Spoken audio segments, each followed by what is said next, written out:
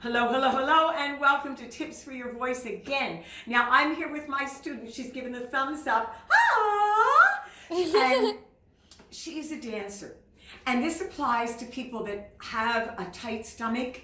Say when you raise the chest, the abdominals, they tighten. So a secret that you can do is put the shoulder blades together.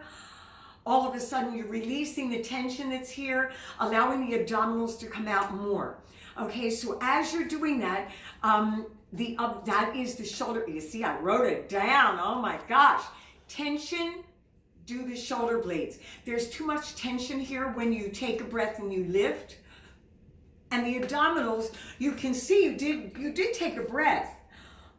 Okay, but the abdominals are tight. So now when you go to support and you're going up to high notes, what happens is you're stuck. You're too tight. So when you put the shoulder blades back, you've released that.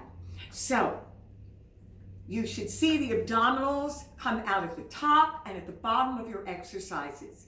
If you don't, then do the shoulder blade trick. Okay, so I think that's it for, what do you think? Do you think we're good, Josie? We are so good. We are so good. Listen, you have a great singing day because it's, oh, you got to subscribe.